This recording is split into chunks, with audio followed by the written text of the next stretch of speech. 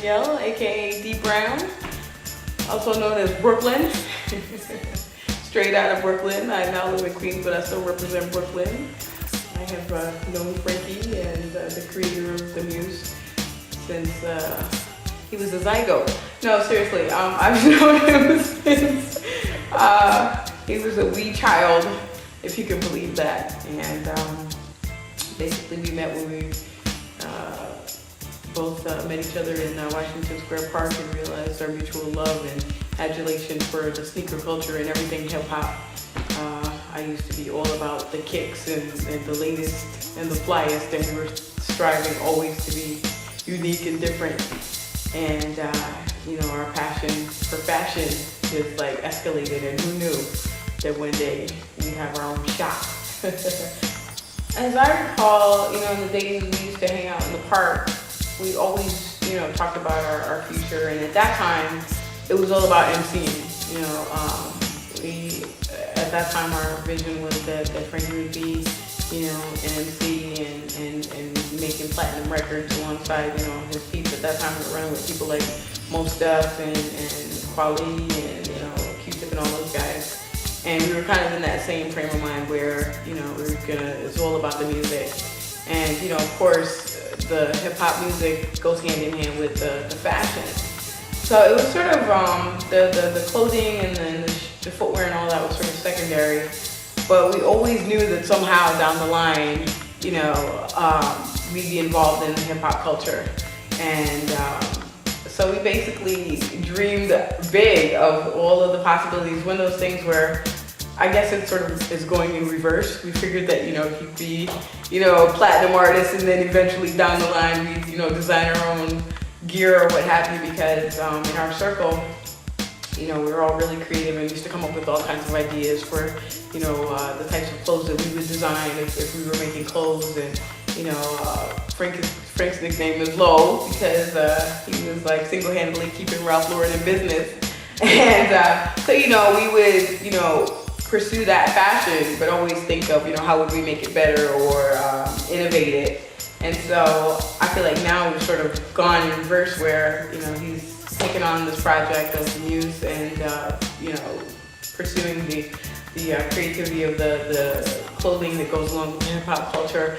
And I still think that, it's not too far-fetched that he'll still put out a platinum album. He'll just get into it the opposite way, and he'll be wearing his own designs when he's up on stage rapping, So it's one of those things where we didn't know exactly what was gonna happen, but we knew that eventually something would happen, and it was gonna be big, and that, at some point we'd look back and say, wow, we actually did it. And that was actually one of the first things that I said to him when it came to MUSE. And I walked in and I looked around and we kind of looked at each other, knowingly, and I said, we did it, it's here, this is like the materialization of all those little discussions that we had, like a couple kids, dreaming big, knowing somewhere along the line that it would happen, but you kind of like are always waiting to see. So, I think that it's funny because we kind of recreated that energy.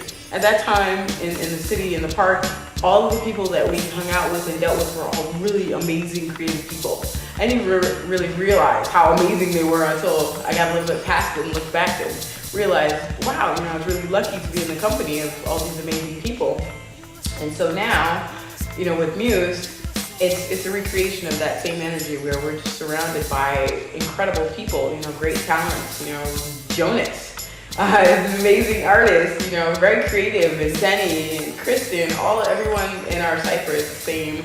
That we always used to say that we form like Voltron, and it's the same thing now. We all form like Voltron. Everybody has their talent and their gift that they bring to the table. And what's really cool about it to me is that everyone involved has a willingness to share, and there's no ego, there's no hubris involved. It's just, this is what I have, and if you can appreciate it, if we can help one another, great. And I love that. I love that idea. I was visiting with Kristen earlier and talking about my projects I was working on and how things are coming together for me, and she was saying, yeah, with me and Denny as well, things are coming together.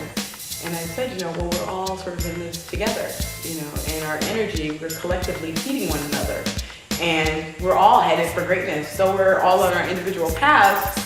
Ultimately, we're going to the same place, you know, and as good as it is to succeed and be successful, it really is hollow if you don't have people around you that care for you and that you care for.